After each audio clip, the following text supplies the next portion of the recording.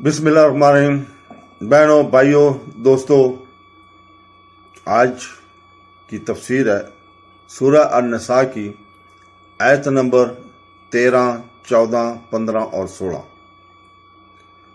اللہ تعالیٰ آیت نمبر 13 اور 14 میں فرماتا ہے، جس کا ترجمہ ہے، یہ اللہ کی حدیں ہیں اور جو اللہ اور اللہ کے رسول کی اطاعت کرے تو اللہ اسے جنتوں میں داخل فرمائے گا، جن کے نیچے نہریں بہہ رہی ہیں، ہمیشہ ان میں رہیں گے، اور یہی بڑی کامیابی ہے۔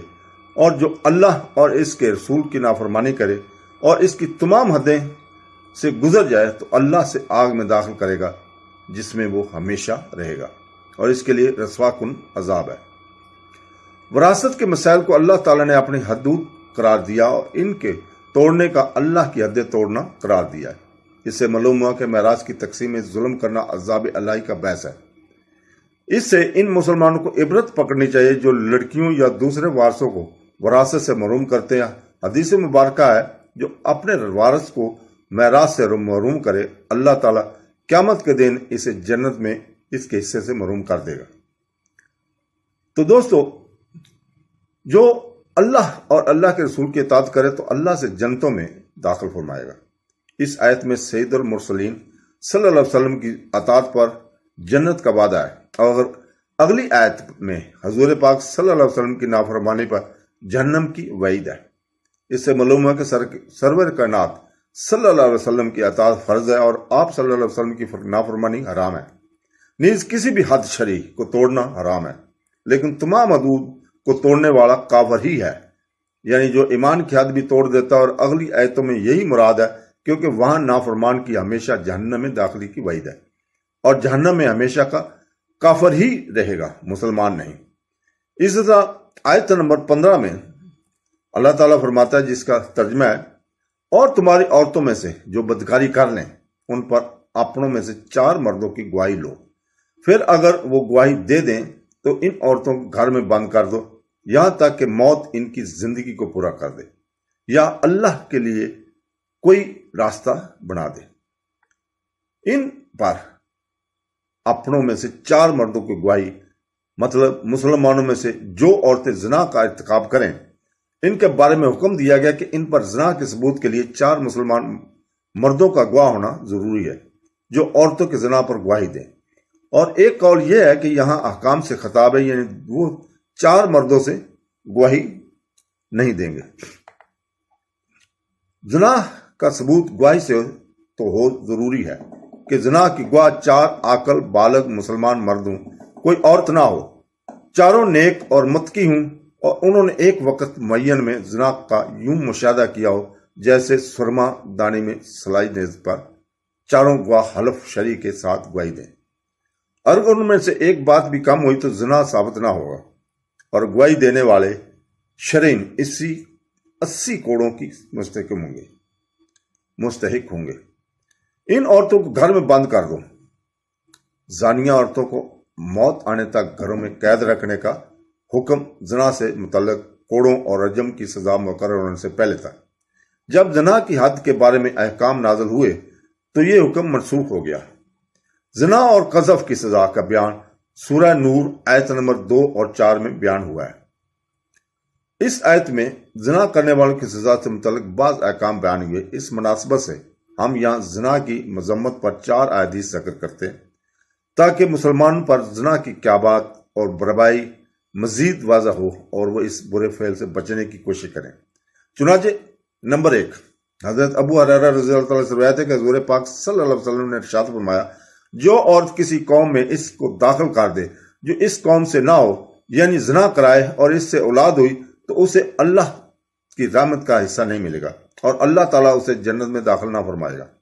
نمبر 2، حضرت عبداللہ بن عباس رضی اللہ تعالیٰ عنہ سے روایت ہے کہ رسول پاک صلی اللہ علیہ وسلم نے ارشاد فرمایا، جس بستی میں زنا اور سود ظاہر ہو جائے تو انہوں نے اپنے لیے اللہ کے عذاب کو حلال کر لیا۔ نمبر 3، حضرت عمرو بن عاص رضی اللہ تعالیٰ عنہ سے روایت ہے کہ نبی کریم صلی اللہ علیہ وسلم نے ارشاد فرمایا، جس قوم میں زنا ظاہر ہوگا وہ قحط میں گرفتار ہوگی، اور جس قوم میں رشوت کا ظہور ہوگا وہ روب میں گرفتار ہوگی۔ نمبر 4، حضرت بریدہ رضی اللہ تعالیٰ عنہ سے روایت ہے کہ سرور دو عالم صلی اللہ علیہ وسلم نے ارشاد فرمایا، सातों आसमान और सातों जमीन बूढ़े जानी पर लानत करती हैं और जानी की शर्मगाह की बदबू जहन्नम वालों को इज़्ज़ा देगी। तो दोस्तों, अल्लाह ताला आयत नंबर 16 में फरमाता है, जिसका तर्जुमा है, और तुम में जो मर्द और ऐसा करें इनको तकलीफ पहुंचाओ, फिर अगर वो तौबा कर लें और अपनी इस्लाह कर लें तो इनका पीछा छोड़ दो, बेशक अल्लाह बड़ा कबूल करने वाला मेहरबान है।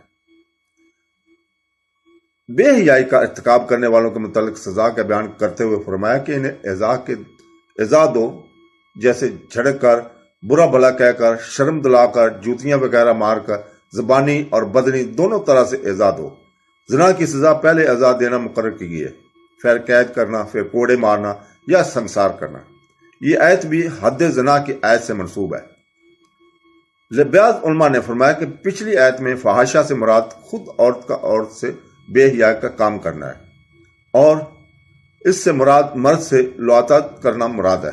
इस सूरत में ये आयत मनसूख नहीं बल्कि महकम है और इससे यह भी मालूम है कि लुआतत और मुसाहकत औरतों की औरतों से बेहयाई में हद मुकर्रर नहीं बल्कि तज़यिर है, यानी काजी के सवाबदीद पर है, जो चाहे सजा दे। यही इमाम आज़म अबू हनीफा का कौल है। यही वजह है कि लौतत के मरतकब को सहाबा कराम रज़ी अल्लाह ताला ने मुख्तलिफ सजाएं दी।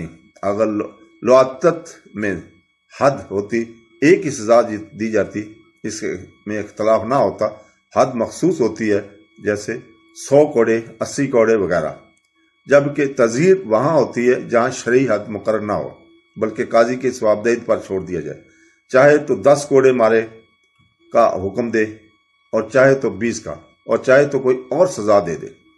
फिर अगर वो तौबा कर लें और अपनी इस्लाह कर लें तो फरमाया गया कि बेहया का मर्तकाब करने वाले अगर पिछले गुनाह पर नादम हो जाएं और आइंदा के लिए अपनी इस्लाह कर लें तो इन्हें छोड़ दो। इससे मालूम हुआ कि तज़यीर का मुस्तहकम मुजरम अगर तज़यीर से पहले सही मायने में तौबा कर ले तो इस पर ख्वाह मुख्वाह तज़यीर का लगाना जरूरी नहीं। तौबा के मायने होते हैं रुजू करना, लौटना। अगर ये बंदे की सिफत में हो तो मायने होंगे गुनाह या इरादा गुनाह से रुजू करना, और अगर रब्बुल ताला की सिफत हो तो मायने होंगे बंदे की तो तौबा कबूल को फरमाना या अपनी रहमत को बंदे की तरफ मुतवज्जो करना।